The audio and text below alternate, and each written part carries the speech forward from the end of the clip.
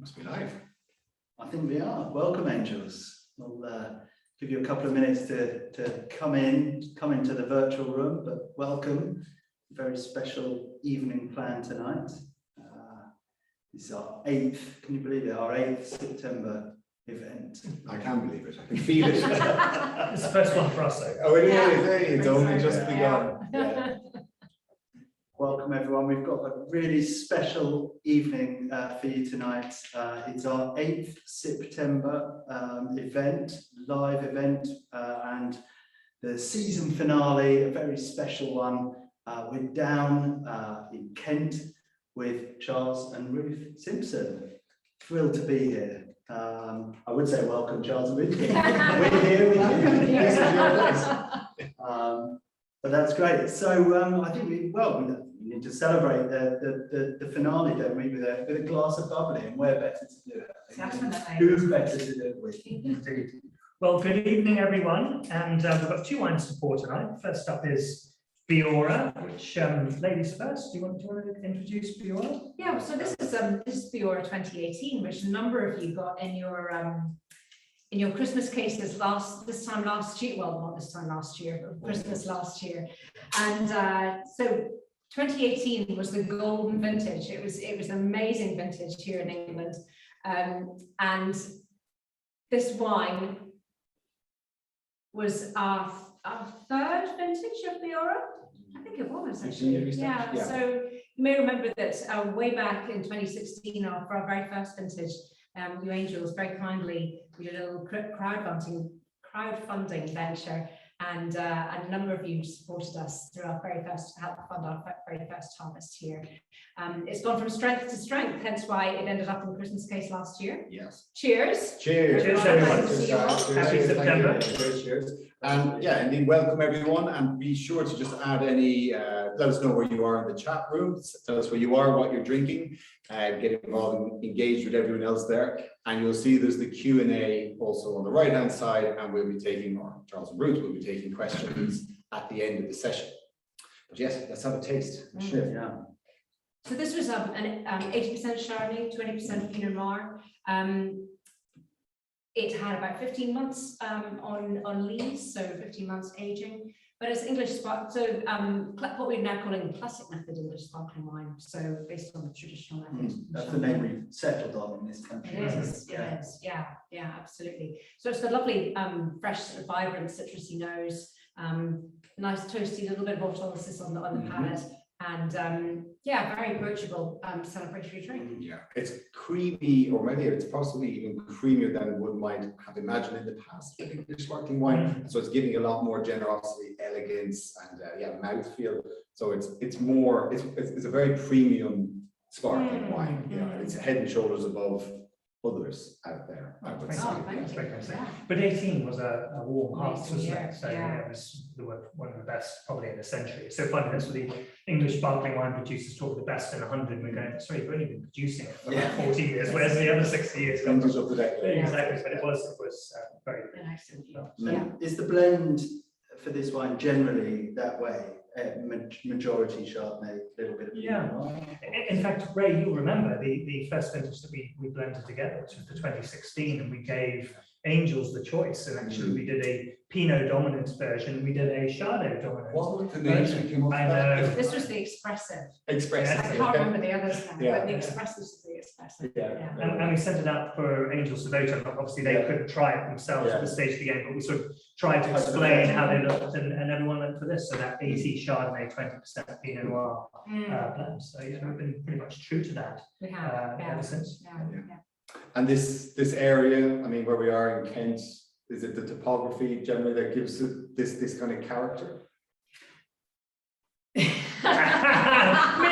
me. No, so I mean, what we love to say, England really needs because we're relatively young as an industry, we need provenance. And actually, one of the things that really resonates throughout the entire industry is that we can claim that we don't have similar geology to Champagne and parts of Burgundy. We have identical geology. And don't forget, Ruth and I have no connections at all to Kent. The only reason we're here is literally the dirt under our feet, which is chalk. And if you think about where we are, we're just south of Canterbury, for folks who want to look at their maps. And you'll see that we are literally 6 miles from the White Cliffs of Dover. So just picture those beautiful white cliffs that look over to France and vice versa.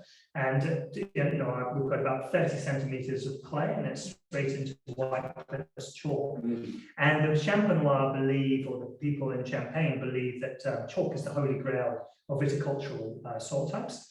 And so nothing else would do other than having the best chalk. So we settled for the North Downs. And the belief is that fruit or grapes grown on chalk, the resulting wines have this minerality that you don't see on things like clay. So we believe that we've got some of the best soil types and geology in the world for sparkling wine. So we couldn't be in a better place. In the UK, sort of classic wine growing regions of the UK, is that chalk vein throughout all of them, or is it particularly strong here in your park? Yeah, it's very strong here with the North Downs running one of the sort of backbones where that chalk has been pushed to the surface. Obviously, there's the South Downs too. That spreads more from sort of east west Sussex through to Hampshire and on down towards Dorset. So a lot of vineyards being planted down in that area as well. What we claim here in Kent is that maturity generally, whether you're growing apples or potatoes or wheat, maturity generally runs from east to west. So we're hoping, maybe not this year because of the summer we've had, but we're picking a little bit earlier because it's maturing that bit sooner, and it tends to run from east to west. So that's probably good before the really bad winter weather. Exactly. That's Before it gets even worse. And we took a visit to the vineyard earlier, didn't we? And so we just wanted to capture some of the essence of where we are in this. So I'm just going to share my screen and play that for all of you at home. Bear with me a second, please. And it's this one, I'm pretty sure. Yeah, okay, here we go. 1, 2, 3, almost. Away we go. Okay, Ruth, explain to everyone who's watching exactly where we are. So we're in Kent, which was the wine garden. But we're just south of Canterbury. We're about as far east as you can pretty much get in England, which means maturity usually runs east to west. That was our one of the reasons for our decision. We're also on the North Downs, so you can see our Railway Hill vineyard behind us here, and the lovely slope that you have. These are chalk soils, which for us was one of the most important criteria where we chose land to plant our vineyards. So very high levels of calcium carbonate in the soils, but for us, starting off thinking sparkling, traditional sparkling wines and still wines from Chardonnay and Pinot Noir. This was the holy grail for us. Thank you.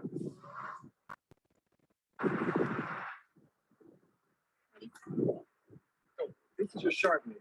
It is our Chardonnay vineyard. So we've got 2 vineyard sites here in Kent. We've got the Roman Road, named after the old Roman Road, which is where the Romans came to conquer England, and we've got Railway Hill. But this is where a lot of our Chardonnay comes from. It goes into Biora. Biora, everyone knows, is 80% Chardonnay, and a lot of it comes from this clone of Chardonnay. There's lots of different types of clones raised, some are used for still and some are used for sparkling. Okay, so this and Pinot Noir, very great, will go into making it. Exactly right. Very good. And so when are you going to pick these? Because these bunches look formed, but maybe not plumped out. Yes, so it's not been a great season this year in terms of maturity, but we'll be looking to pick probably in 2 to 3 weeks, I think. And again, this is for sparkling based wine, so we don't need it that way. And this is the Pinot Noir vineyard. This is one of the Pinot Noir vineyards. So obviously Pinot Noir is a red grape, but all fruit or all grapes start green, Ray, as you know. And what happens during a process called veraison, you see a color change, like we have over here. And when the process is complete, those red berries will be entirely red berries. But you can actually make white wine from red fruit, which is what the French call a blanc de noir. And actually 20% of Pinot Noir goes into the wonderful Biora, which is that 80-20 split. Lovely. Good. Thank you. Okay, Ruth, explain to everyone who's watching exactly where we are. So Yeah. Very good. They're beautiful. It's insightful as well to see sort of the influence of the chalk. But where would you say, or how would you distinguish Kent? You started to mention there about whether it was chalk all the way through the country, but if people were to sort of get an idea of England's wine regions, could you say Kent is one specific style and Cornwall is another style? Would you be able to sort of distinguish like that? Yeah, so I think Ruth touched on it a little bit earlier. Certainly our experience is that we are very warm here. If you look at where we are on the map, we're surrounded by the sea on three sides. You know, Whitstable, where they grow harvest oysters, is six miles to the north. We've got Sandwich to the east, and you've got Dover to the south. So we really are very warm, and the sea is a great radiator of heat. But the magic source, if you will, we've got is the chalk. So you've got the heat and you've got the chalk. The dirty secret actually in English wine is Essex, because Essex is equally as warm. However, it's on clay. So it doesn't mean you can't make great, mature, potentially even good still wines in Essex, but you're not on the chalk, so you're not getting that mineral character. But there's no doubt that for the, I'm being generic here, that it gets cooler the further west you get. And so definitely really good in Sussex and Hampshire and Cornwall for sparkling wines, but more challenging to get that maturity to make still wines. I would also say that, again, in Kent, where we are surrounded by the sea, we're slightly more protected from the frost, which is probably one of the biggest challenges of making wine in this country is frost. So we're slightly protected because we have that warm radiator surrounding us. And as you go further west, you do see a little bit more frost and a slightly different disease profile. So we believe, and actually there's a lot of studies that's looked at this, that actually east is best. And if you're as far east as you can be and you want to be in chalk, there's only really one place to be in our view, of course, with bias, and that's Kent. There you go. And then it's what about not messing it up when you bring it in? Is that right? Yeah. Delicate handling. Yeah, absolutely. Yeah. So we obviously for all the sparkling wines and for our stills as well, because the climate is as such in England that fruit does ripen at slightly different times, and you have more challenges with disease in the vineyards. It's all hand picked, so you start your triage. You only select the ripest, cleanest fruit from the vineyards. They're all hand picked. Bought very gently. We're obviously very close to our vineyards. You saw earlier. We also have two inertis press systems. So this is very delicate pneumatic presses, which have a nylon bag inside, which very gently press the fruit, but also a system which protects the pure fruit aromatics and flavors. I think you can probably see that in Riora. That's something that really shines through. Yeah, it's all about preserving the freshness, I guess. And allowing all that lovely fresh fruit to come through. And we actually visited the winery a bit later, so I'm going to play that. Yeah, shots of the press. So let me share my screen again. 1 second, folks. Thank you. So we're in the winery now, and this is where the grapes come. Yes, indeed. So this is our press room. We've got two presses, a 3-ton and an 8-ton. And the key bit is they're what they call pneumatic presses. So they're really soft in the pressing cycle, so not picking up bitterness from the skins and pips. So we also have two of the UK's only oxygen-free presses. So we fill the bags with nitrogen, and actually in the pressing cycle, we're able to displace oxygen and press literally oxygen-free. Wow, fantastic. And we're moving into the winery. Here. The juice then comes into our lovely shiny stainless steel tanks for primary fermentation. You'll also see some barrels here that we use for component parts of our sparkling blends and still wines. But obviously lots of different shapes and sizes. We like to try and keep clones separate and then do master blends at a later stage. And we put them into the larger tanks like these ones here. For the final blend. Yeah, absolutely. So now we're here at the all-important secondary fermentation, getting the bubbles in bottle. Indeed, Matt. So primary fermentation we just came from, where we do the alcohol fermentation, and then what we do is we put the wine into bottle with a crown cap, so like a beer bottle top. We add a little bit more sugar, a little bit more yeast, and if we get that formula right, we end up with 6 bars of pressure in the bottle. It's got nowhere to escape, so it becomes dissolved, and that's the lovely bubbles that we love in English sparkling wine. Wow. Very good. Okay, let's stop that share. So we're back. So you saw that strange image of the bottle upside down there. Strange image of Ray's hand. I think. Ray's hand, yeah. Hand model. Beautiful hand model. No, so what you see there is that cloudy, that's all the yeast, and we wanted to show you that. I think it's worth reflecting on the sort of production method a little bit of sparkling wine for perhaps anyone who doesn't realise or doesn't know so much about it. This traditional method that we talk about, method Champagne Noir's traditional method, is all about the second fermentation happening in the bottle, isn't it? And it's those the yeast that ferments under which creates the pressure, and really you age it for quite a long time during the process. Don't you? You do. So, I mean, if you think about the difference between making still wine and sparkling wine, the beginning process, the primary alcoholic fermentation, is identical, albeit you are fermenting to a slightly lower alcohol. But at that stage of the game, everything is done in tank. Thereafter, as I described on the video, we take the wine into bottle, and we then add the right percentage of sugar and yeast to produce 6 bars of pressure. But also within that cycle, when the yeast is done eating all the sugar, the dead yeast cells, it's very sad really, they all die and they fall to the bottom of the bottom. And over time, they release amino acids into the wine. It at least takes about 9 months. Some believe that you might want to age for 2, 3, 4 years. But the longer you age in bottle, you begin to pick up what we say in the trade, this autolytic character, which for you at home is that bready, brioche, almondy character. And lovers of English sparkling wine or champagne will be rather frustrated when they try Prosecco, because Prosecco is not made in that same fashion, is it?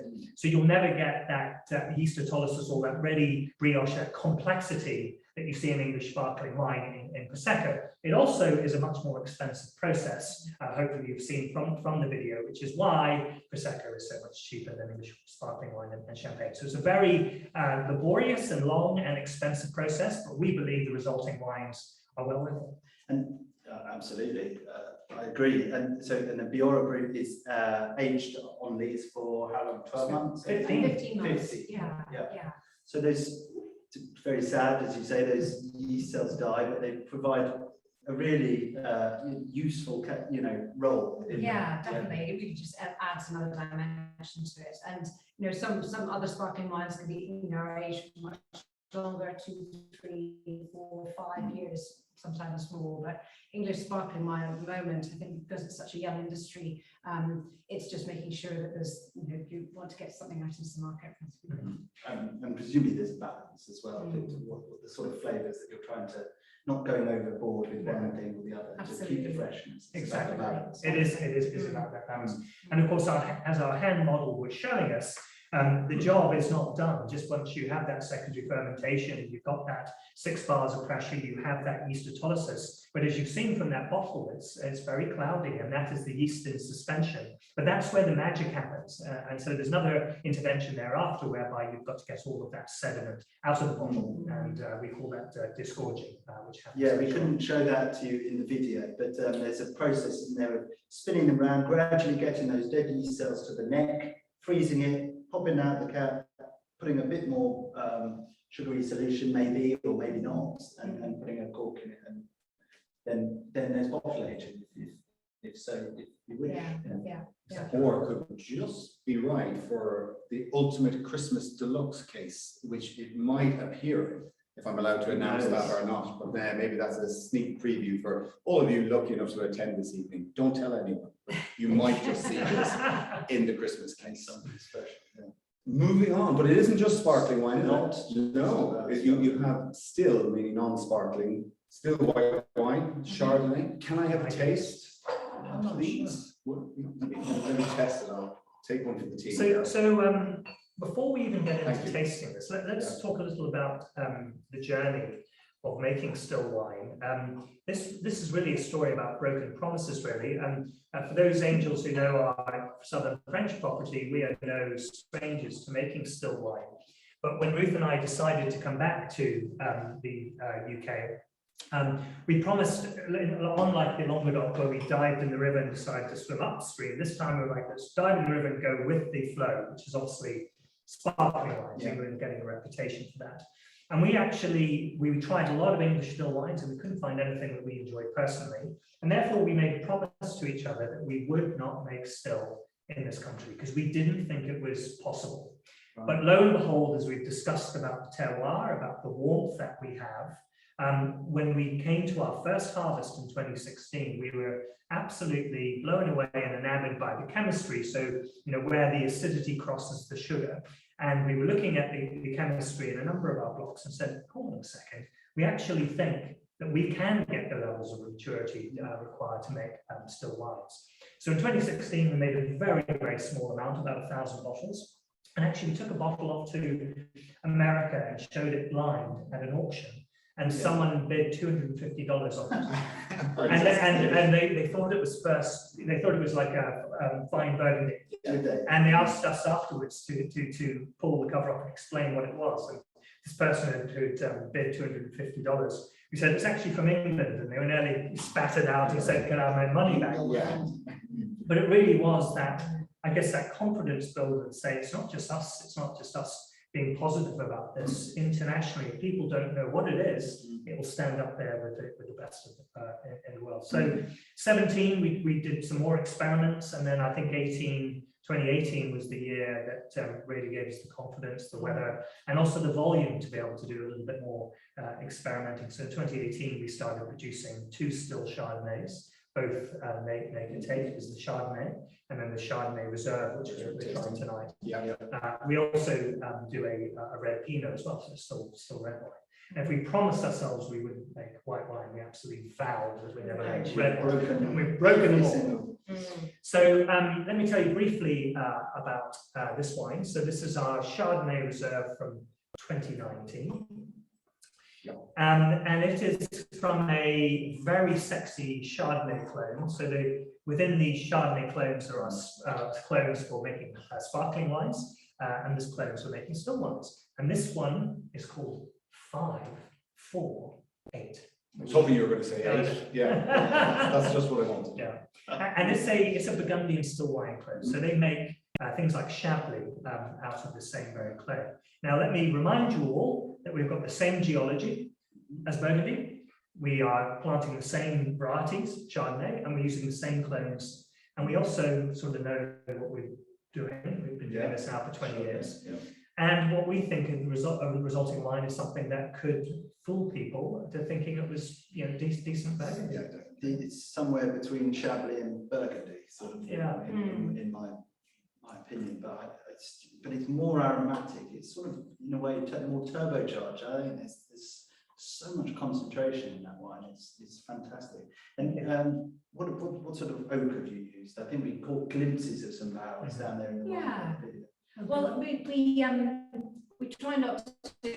Ultimately, we don't want to mask that beautiful fruit. And that real vibrancy. And so 50% of this wine has been oak aged, 50% has been stainless steel tank aged, and of that 50% that's been aged in oak, 25 has been in new oak, and 25 has been in 2-year-old barrels. So nothing too aggressive, nothing too overpowering, but just to make sure. And then obviously it's taken just that little bit of time just to allow that oak to integrate with those lovely flavors and give it a little bit more richness and body.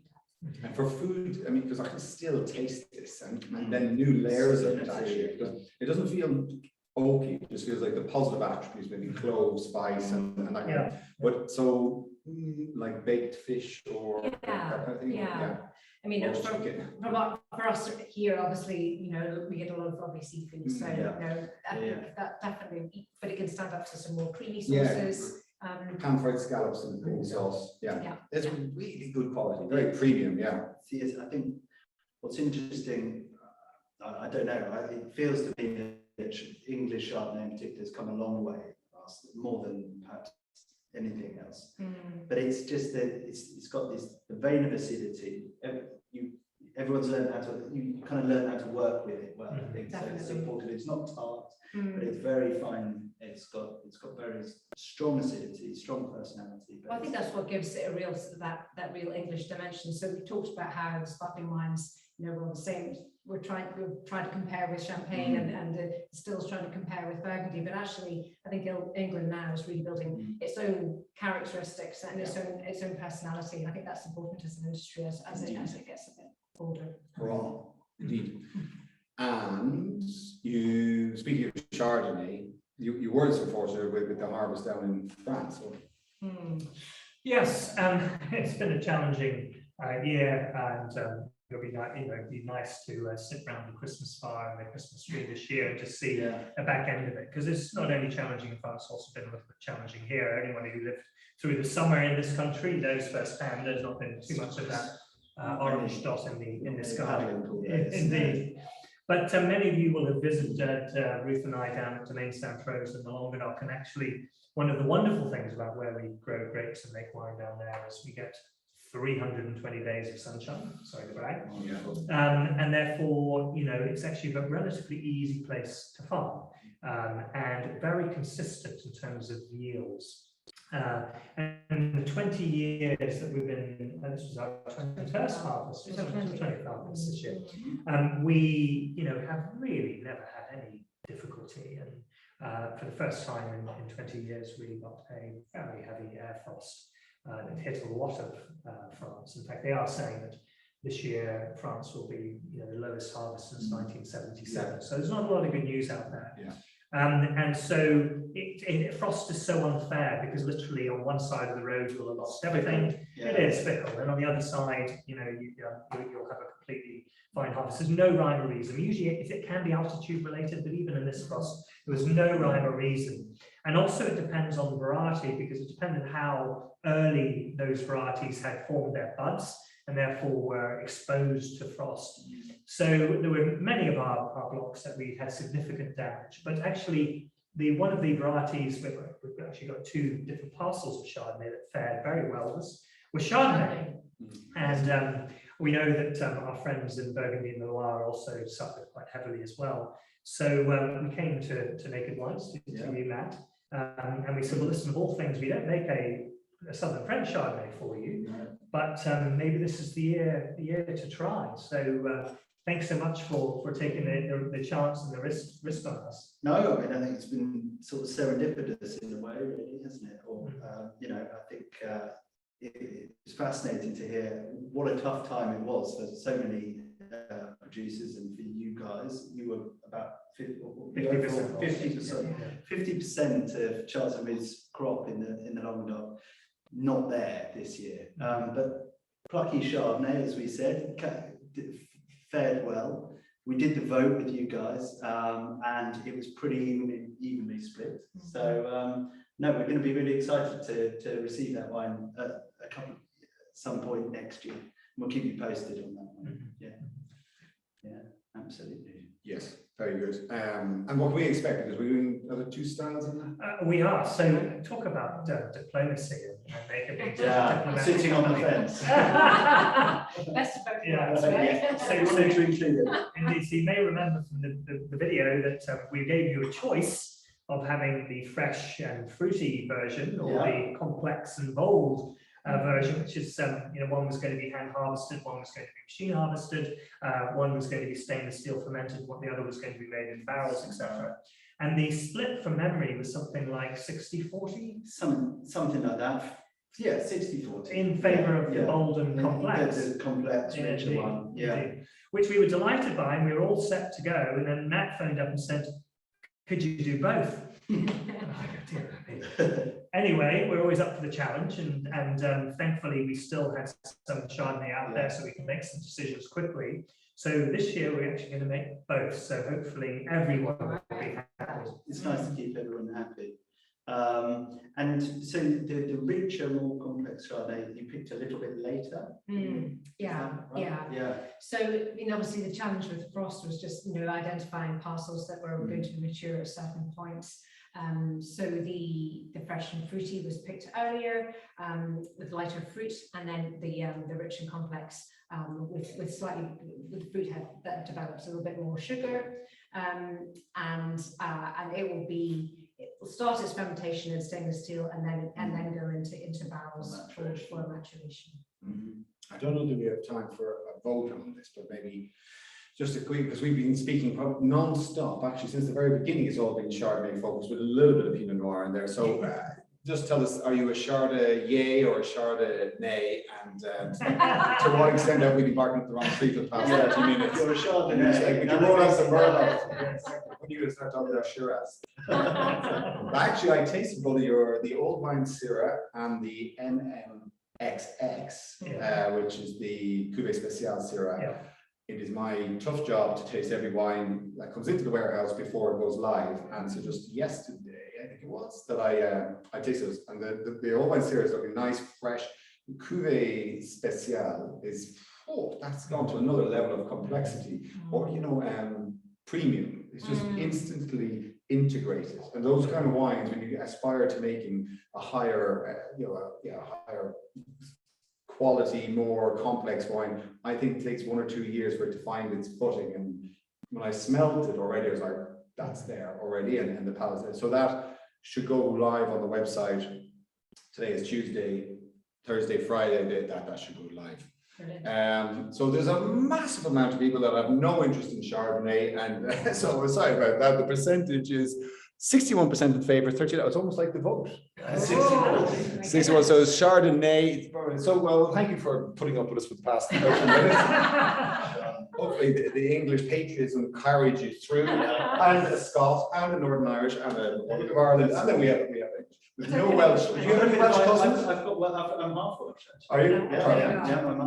We went So we're covered on that. And so, you mentioned Pinot Noir, which we love, but do you grow Pinot Noir like for still wine? Is that what you're saying? Yes, and actually we grow Pinot Noir in Southern France, and like we do Chardonnay, and actually that's the real joy, is to have the same exact variety made by the same people, but 1,000 kilometers apart. Very different. Because then you properly get to see terroir at work, right?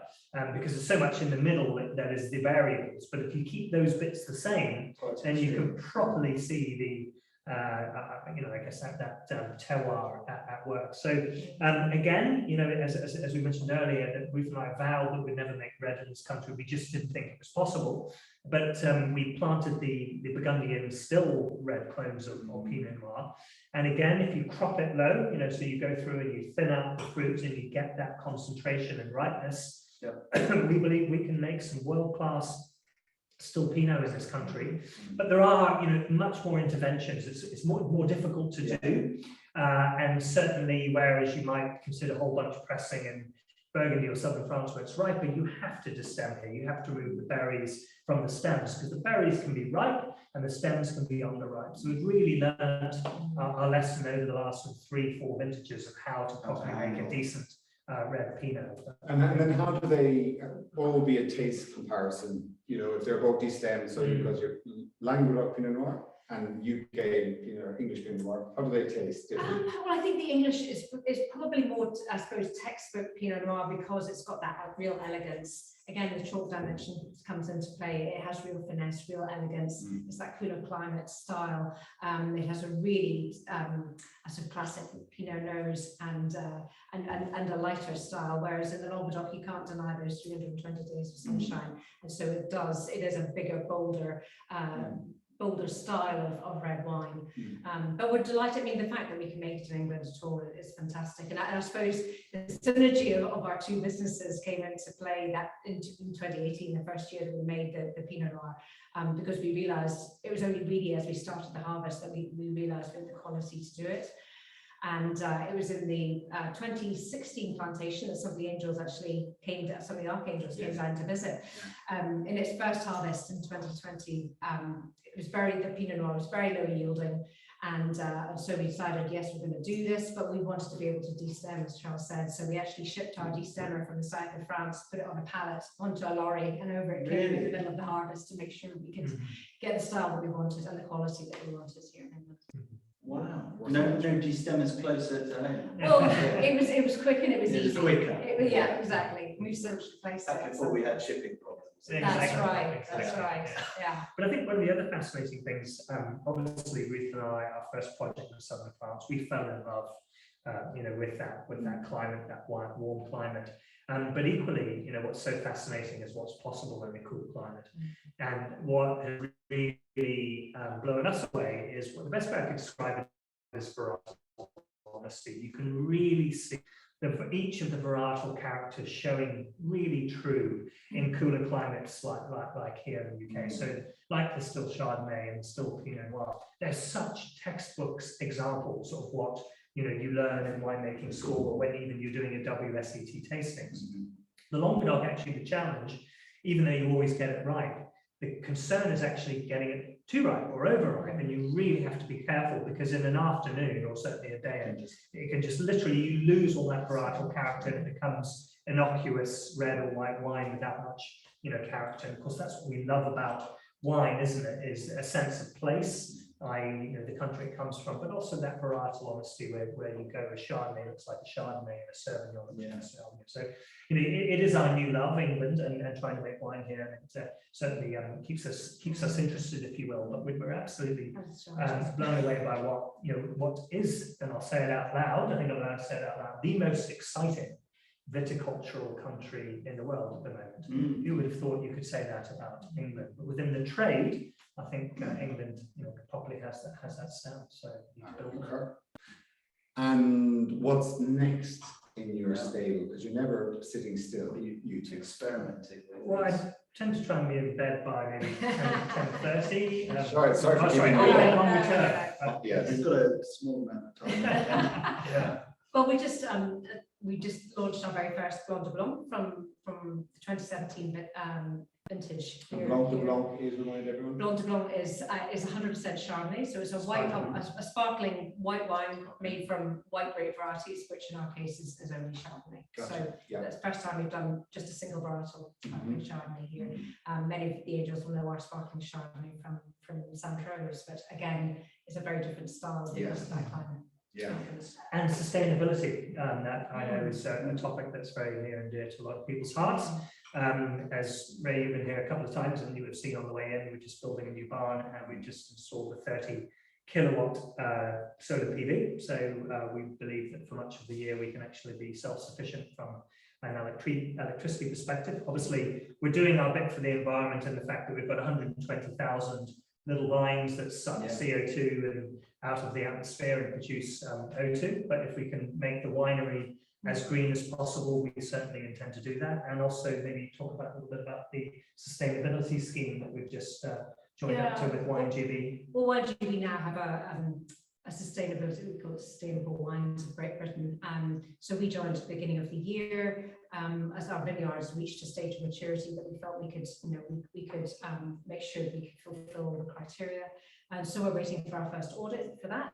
So that should happen during the latter end of this year, which is a big tick in the box for us and an important to a lot of people. What would that involve? I mean, what kind of criteria are they looking at? Well, they're looking at ultimately the initial process is really to try and look at a benchmark, to create a benchmark for English producers, and then to have a building block of plans and ways that you're going to improve in the future. So, but I mean, obviously in the vineyards, it's trying to reduce or eradicate herbicides completely.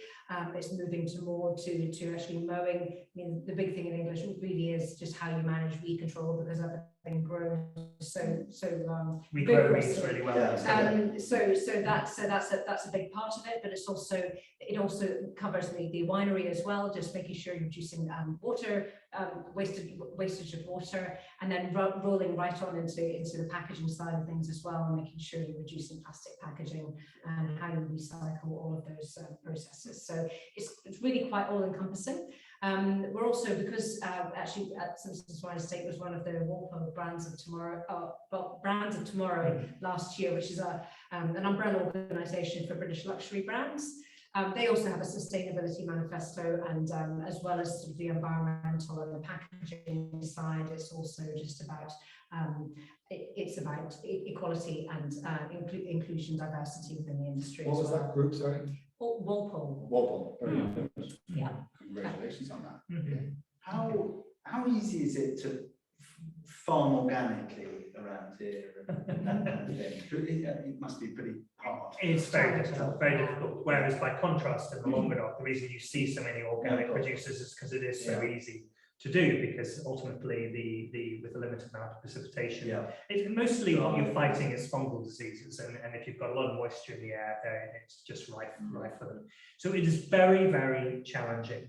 And ultimately, you know, we think particularly the European organic stamp is a little bit misleading, and in the fact the only thing it says is it's organic wine made from organic grapes, it's wine made from organic grapes, but actually it's certifying the grapes, but not actually the process in the winery. Whereas California, for example, sees everything from start to finish. So we believe that sustainability is all literally looking from vine all the way through to the bottle. And I think if you look at the whole thing versus in silos, then you'll make a much more sustainable product, because you're making the right decisions all throughout the chain versus just looking at that one bit, which is prescribed. It is indeed. So very challenging. There are a few people trying, but what we believe is you've got to get your business established first, which is what we've done. And now we know what's possible and what we can get away with. Now we have the knowledge to begin to strip back the layers, reduce the interventions, but we're doing it in an informed, sustainable way versus going in like some people have done, where they just go, right, we're going to be organic from the beginning, and then they can't even get their vineyard established. Shall we take some questions? Please. Okay, I'm going to jump up here and read from here. So I'll close that and take our questions. Oh, there's plenty of questions in there already. Please pop up. There we go. From Ben and Tracy, what challenges does Kent, being the driest county, present for growing grapes? So you've heard us talk about chalk. So Ray show his white hand picking up the chalk in the vineyard. And one of the amazing things about the geology that we are on in Kent, which is chalk has this tremendous yin and yang, where it is free draining, and you need that for viticultural soil types. You do not want water pooling around the sort of the root bowl, but it's like a sponge, so it retains water. In fact, it retains 600 litres per cubic metre of water. And so in the driest of years, and this is true in Champagne and Burgundy because they have the same climate, the vines which you imagine, everything that you see above the ground gets reproduced below the ground. So the roots bury very, very deep. So in the driest of years, as long as the roots are in the chalk, they have all the moisture and nutrition that they need. So even though we are the driest part of the UK, as long as you're on chalk, those vines have what they need. No problem. And chalk's actually quite soft, isn't it? So vines to move through. It's not, really hard to Well, and we saw that today. Perfect example. It has been raining here today, hasn't it? And we got out of the Land Rover, and you had no mud on your feet, and that's just because the water just slips down. It's miraculous. Straight away. Okay, thanks for that question. Okay, then we're to Tim Jones. How long will the fizz keep? Being mostly alone, I don't drink much fizz. So I guess there, if you were to open a bottle, would you recommend a closure? Those champagnes or sparkling wine stoppers? Where can you pick those up? Amazon, I think, or any something like decent that. wine store. Or a wine shop, like an independent wine shop. And what that is literally, it's got a stop on the top and two legs Yeah. that come over the top of the bottle. And because the bottle is still producing pressure, it actually pushes against that stopper. And with the legs around it, it holds it in place. And certainly, I think you can keep sparkling wine for maybe 3-4 days. 3 days, like that, and still have bubbles. So definitely worth investing. Yeah. Never. No, You guys never lasted that long. I think this is from Anne Thompson, if I'm reading that correctly. How much do you produce in a typical year? if there is such a thing? Yeah, good question. I mean, it's so variable. And I suppose we're just about to go into our 6th vintage.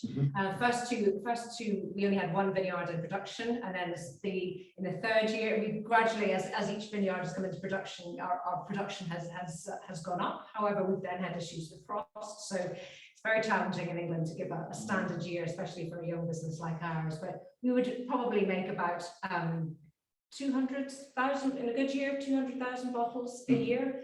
And initially that was all going to be sparkling, but actually a lot of that now the percentage of sparkling still has now, or still to sparkling has actually grown in the past couple of years. So what is that percentage these days? About 60-40. 60-40, Yeah. Still. No, actually still. Still, Because- more Yeah. Because of the opportunity there. Yeah. Definitely. So that's the UK.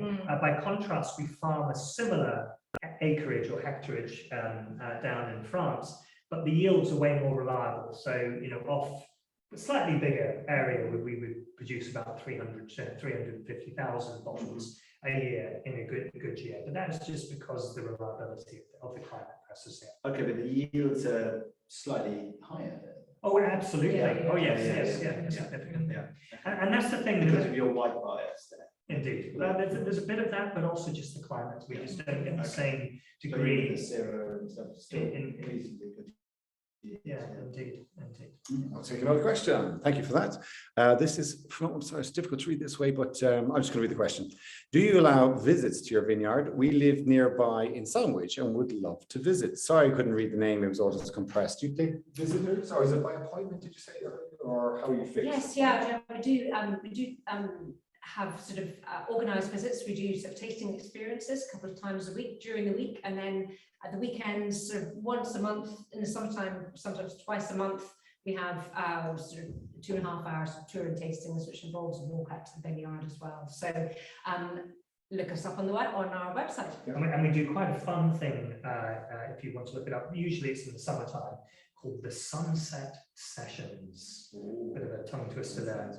And that is usually on a Friday night, starting around about 5:30. So come straight from work or whatever you're doing that day. And it actually is a tasting in the vineyard, watching the sun go down with some charcuterie and some cheese from a local farm shop. So that's a wonderful thing to do. Just look up Sunset Sessions. Love it.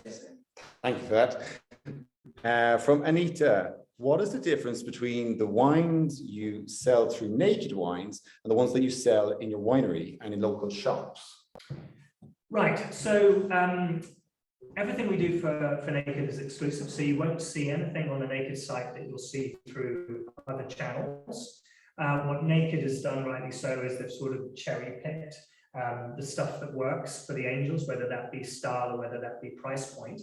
As we grow our business, we are experimenting like we did down in France. We're throwing spaghetti at a wall and seeing what sticks.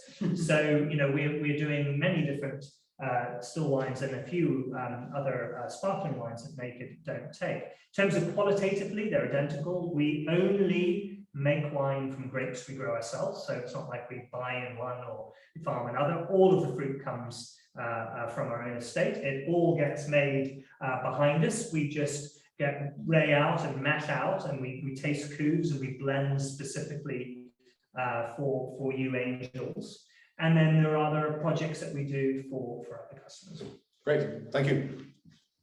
From Lindsay, love the small tasting packs evening. Oh, thank you very much. Have you thought about providing these packs with the Christmas case and then doing another tasting evening? Yes, we have actually. And yes, it's been suggested a couple of times. It sounds like a good idea to me. So the ball is rolling, and we're looking at setting a date for that. And so stand by for that one, Lindsay. We'll be in touch again soon.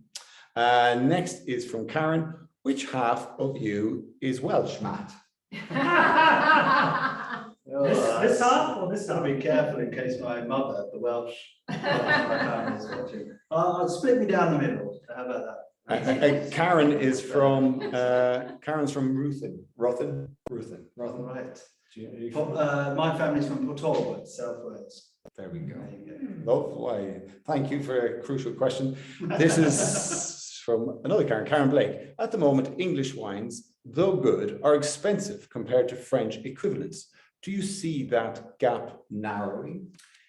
Not Question. It's great. It's a very, very good question. So thank you for asking that, because we love to answer that one.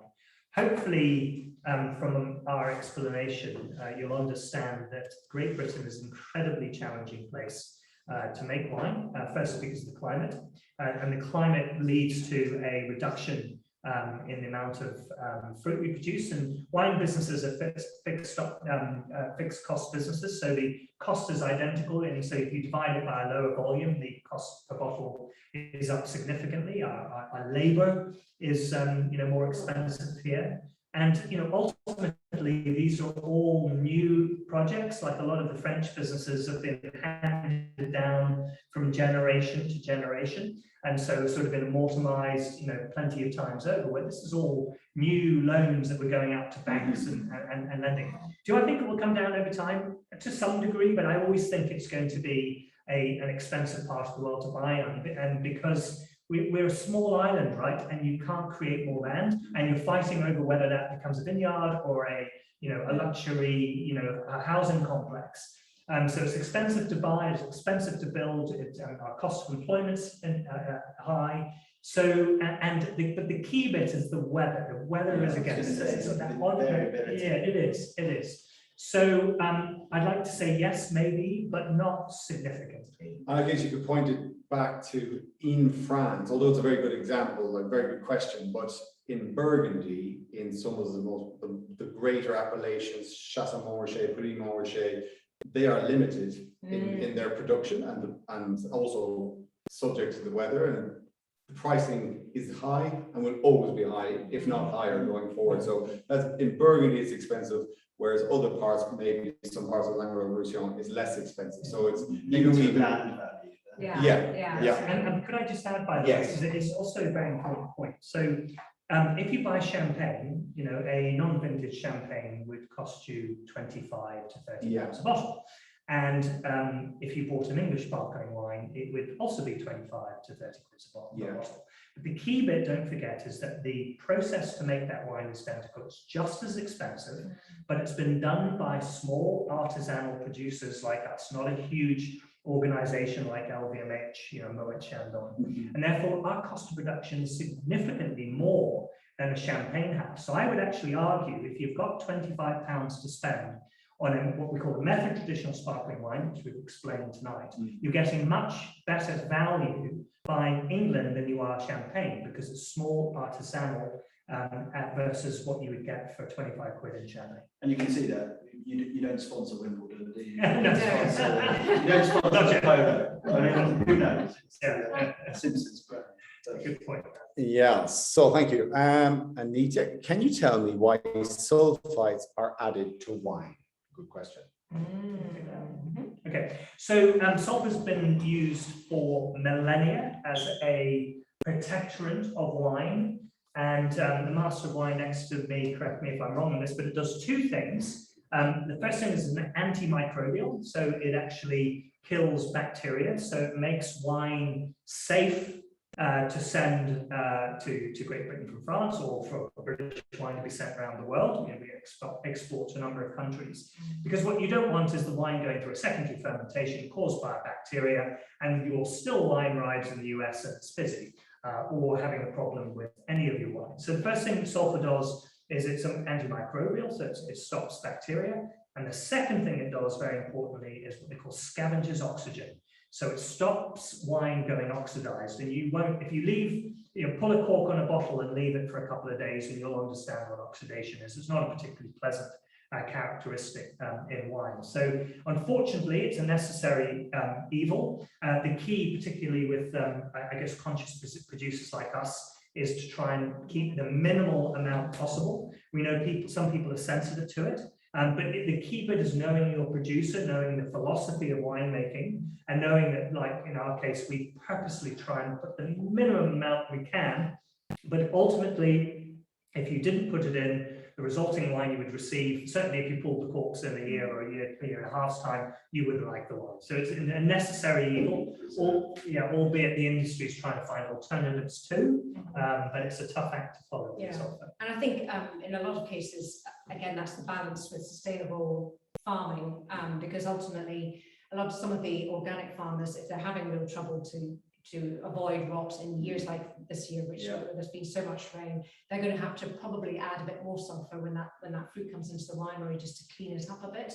Whereas if you just had a lot more sustainable approach, actually bringing cleaner fruit into the winery, they're going to have to then able to keep sulfur levels lower. Good question, great response, I would say. From Andrew, any consideration of wine boxes as a sustainability solution? Can I jump in quickly from a naked perspective?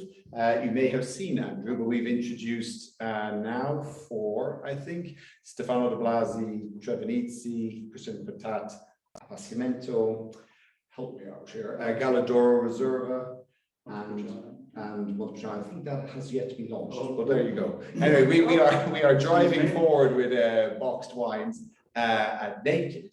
And have you guys thought about it from your perspective? It's not something we would rule out, and certainly there are a lot of Languedoc producers who have moved in that direction. So never say never. In England at the moment, we're focusing on bottles, but there are lots of different developments in style of bottle material as well. So watch this space. Watch this space. And just to add, by the way, I think that's relevant as a still wine conversation. As far as I'm aware, you cannot box sparkling wine. Otherwise, you would have quite an interesting mess in your kitchen, I think. It'd be quite a surprise when you open the tap. Yeah, exactly. That's a challenge for any engineers out there. A question from Louise. Will global warming make a difference to English grape variety choices? Excellent question. Wonderful question. So firstly, people love to talk about England's success and love to use the term global warming, like somehow that is the main determinant of the success. We would actually argue it's a tiny, tiny portion of our success. Really, the success of England has been about finally understanding what grapes grow well, knowing how to grow our grapes, site selection, knowing our sites and making and understanding how to make the wines. I think that's really been, expertise has been the key to this. You've heard us talk a lot about sustainability. We don't want the climate to warm. And so, we're doing our part to try and stop that. A degree of 2 potentially could be helpful to England, but quite frankly, what comes as a consequence, no one wants. So I mean, there's temperature, but then there's erratic storms. You've already seen that. Yeah. So on that front, the valid point is certainly that what we're seeing is warmer springs and frost still coming at the same time. So therefore you're exposed earlier from a budding perspective, and then you're hammered by the frost. So it certainly could be a negative from that perspective. Thanks for the question. From Crispin, would like to ask a question about the yeasts used in the bottle fermentation of the sparkling wine, as they could obviously have a big impact on the final taste, and they do. What yeasts are used and how do they compare with champagne counterparts? Well, a lot of them would be very similar to the ones used in champagne, and we use a variety of different yeasts. So it's not one particular style. So there are different yeasts, I suppose, are used to bring out different components of and styles of the Chardonnay and the Pinot Noir. So ultimately, when we were down the winery, I mentioned that we keep everything separate. So we may be using multiple different yeasts for the primary fermentation, and then for the actual, and then just choosing, depending on the blend and the style that we've actually created, then making a selection of the yeast that actually goes in with the sugar for the secondary fermentation. And don't forget, so the yeast that you would choose for primary fermentation, the sugar for fermentation, don't forget you're adding it to a very sugary, zero alcohol environment. And so a yeast that will survive in that environment versus when we're adding it to the bottle, that wine's already at about 9.5 to 10% alcohol. So it's not a particularly pleasant environment for these to go into. So the strains that we use are designed to actually operate in a higher alcoholic environment. So they're all totally different purposes, really. And you want quite a neutral yeast for that second That's phase. it. Yeah. And is that a process that you go through, that selection? Is that research and selection, or are you hedging your bets with a few different options to make sure everything comes through? You know, how much thought is given to that? Yeah, quite a lot, and you know, within the winemaking team, we've got connections with a lot of the, I suppose the yeast producers, the synthetic yeast producers, and there's lots of new and exciting developments always happening in that sort of market. So I'd say yes, we're very much. You can change the. Yes, yeah, we're quite keen to experiment and try different things. Something that I've picked up from conferences with Lalamont, who are one yeast manufacturer, is that, and this is to answer your question, is you mentioned how they survive in those conditions and then they deliver from a technical perspective, but in terms of how it tastes different between what happens in Champagne, what they use in Champagne to here, the yeast will only sort of release the compounds that are naturally present from that vineyard site. And so it'll do its technical operation, which is to convert. If you're looking for the characters, the aromas, you're not really injecting or inserting new flavors. The yeast just enables those compounds to come out. And same in New Zealand Sauvignon Blanc, you will enable a more passion fruit character, or you will enable a more pineapple or citrus character. And so the yeast doesn't introduce flavor, it just sort of spots it and then zeroes in on it. Yeah, exactly, and lets it realize itself. So basically when you're tasting English wine, you are tasting true attributes of English soil, climate, everything, and it's just choosing the right yeast that is neutral enough just to go, oh, you come out. And that's I think that's very fascinating myself. Paul, how do you decide on a label design? Do you use graphic designers, for example? Are you in the market, Paul? Graphic design. Well, the story behind the Biora label, that was again that very first year in 2016. Naked Wines suggested that we put the brief out to a local art college, and so a girl from down in Dover designed this label for us, and the circle on it actually is based on an Anglo-Saxon brooch that a neighbour of ours found in one of his fields nearby. So and that sort of linked in nicely with the name of the wine, which again was suggested and then voted on by the Angels, because Biora was an Anglo-Saxon chieftain of our local village here in Barrow. Yeah. So this was created by an angel, part of a angel vote back in it, and then this carries through, and I'll just show it you here. Yeah. So you get a close up of it in case you have not seen it already. So that is a Anglo-Saxon brooch. And as you say, Ray, carried through into the still wines as well. Yeah, this is because you find a lot of artifacts in the soil. Yeah, definitely. We had lots of, before we planted the vineyards, we had lots of requests from metal detecting clubs to come in and check out what they could find, and still sometimes we don't let them in now because in case they start digging up the vines. But we believe, I think we all believe that wine, the wonderful thing about wine is that it has a sense of place, and that's one of the beauties of it. So wherever possible, to answer your question on packaging, particularly how we name things, we want to name them after the local area. Biora is an example of it. In others in our range, we've actually picked street names here in the village as we drove down today. So we just want the wines to have that sense of place and also be named after the place. It's also quite a common thing in Burgundy as well, what they call a lieu-dit, like a named site or a named area. So your roads, and we drove around there today, and it was charming, to be frank, to see the rabbit hole. Yeah, that's right. Yeah.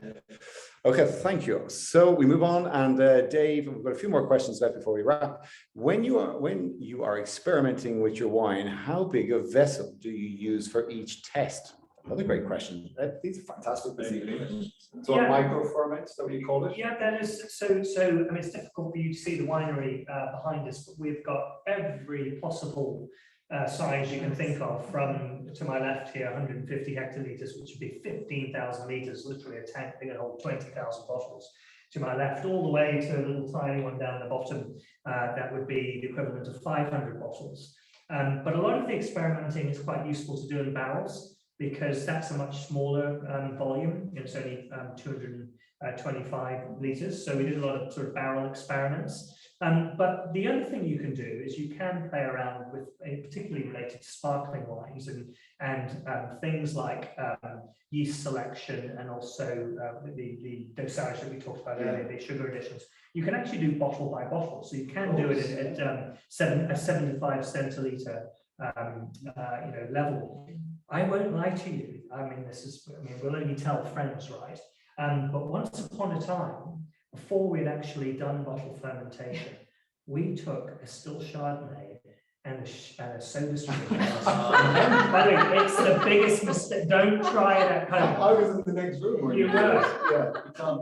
Yeah. No, and it foams for Yes. about 2 days. So I thought, I can't do this easy. Let me try and make some. Oh, So just to see what that particular still Chardonnay we'd made looked like with effervescence, but it's not a fun experiment, trust me. And it's not the same thing. No, and it's not the same thing. You were mischievous. It was yourself and Lee, your winemaker, going into nature room. Oh, And Ruth and I were it's coming so- up with funny, quirky names for the blends, and then you came in covered in juice. Oh, Yes. So we'll go on. Next question from Jerry. Are there any of your whites or sparklings which are suitable to store for a while? Good question. Well, I mean, generally, most of our English wines are very much because of that minerality we talked about related to the chalk, that finesse, that elegance, and that quite strong backbone of acidity. Yeah. That is going to mean that they do age very well.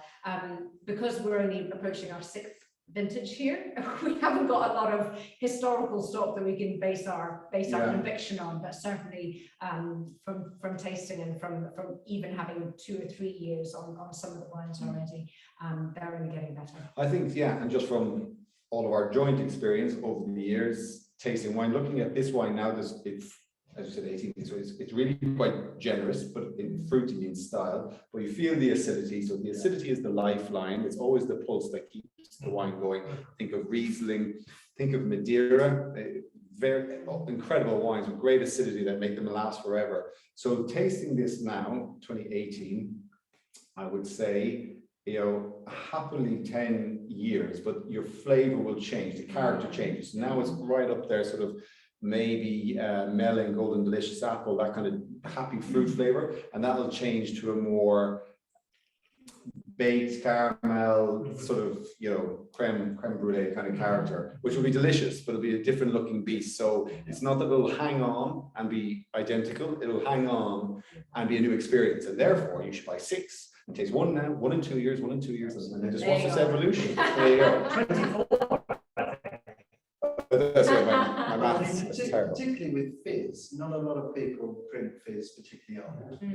And I appreciate not many people can always, but if you ever get the opportunity, it's a remarkable experience, and it starts to lose its fizz when it starts to put on the weight and the caramel and all of those secondary characters, and then it becomes quite difficult to distinguish from things like Burgundy or maybe something else. As a white wine, that's right. You lose the fizz, is important to know. And then actually, if you're really experimental, you might want to decant that white / sparkling wine, decant it in, and then you're going to get all those characters coming out. So it sounds all sort of non-intuitive because it's supposed to be sparkling and you've just decanted it like a white wine, but it's a good recommendation. But I think in general, England has superb aging potential because it has the acidity and it has generally the fruit to carry it through.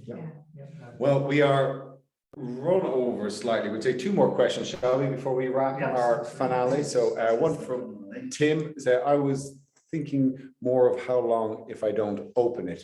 Oh, so this is the question earlier about how long, because he doesn't drink that often. Well, actually, I think we've just answered that question. How long? 10 years. I'm glad we got to that one, Tim. And then from an anonymous attendee, so this might be coming in from Facebook, where can I buy Chardonnay Clone 548 vines? Ooh. From a vineyard nursery. Yes. From a nursery. From a vineyard nursery, the French called it a papyrus. It was easier to do pre-Brexit because now the vines are considered photosanitaire, and so you have to get a license to import them. I don't think there are, I don't want to speak out to, I don't think there are any English vine nurseries that graft what they call the portograph or the rootstock and the specific clone. So you'll have to get it from Europe. But those are very two separate things, right? So you could potentially, if you've got a vine already in this country that's growing, you could nip over the fence at Chateau Cheval Blanc and cut a little bit of the clipping and actually graft it to your. You did not hear that on here. And so this will be the last question from Cliff. The off-piste tasting pack was great, thanks. Even better would be 25 ml servings. So these could be enough for two. So 225 mils, so there were 100 mils, so maybe that's 25 CLs, you mean? And well, the way we did go through this, and we decided how much could it spread, and they are more of a voyage of a discovery of a tasting, so you just even split between two. I know it's a bit sparse, but 300 mils each over the course of the tasting pack. Exactly, so it's a third of a bottle. Yeah. So anyway, we hear your point, but we took the decision that what we want people to do is to experience the wine, and then if they did like that wine, you can go on and buy a whole bottle. So we'll take it. Thanks for the comment. Anyway, and to get it through the letterbox as well. There was also that logistics. Anyhow, on that note, thank you very much, Charles and Ruth, for hosting us. It's been a fantastic finale. It has. And thanks for everyone for tuning in for this, the whole session. Cheers, Pat. Cheers, everyone. Great show, and thanks for being part of September. And what have we got coming up next? Well, actually, Thursday, we'll be launching a marketplace deal to help the Ahr Valley in Germany that was hit by horrendous storms July 14th. So we've put together 6 incredible German wines. And I was just there last week tasting some incredible wines, these wines. And so that will be Thursday, so you can join on marketplace group, but we'll be sending out an email anyway on Thursday. So it'd be fantastic if you got involved. I assure you of the quality of the wines, and you'll be helping regenerate this region, the Ahr Valley in Germany, that got hit as a result of climate change, as going back to our question earlier. So thank you, look out for that, and take care everyone, and a big cheers. Good night. Good night.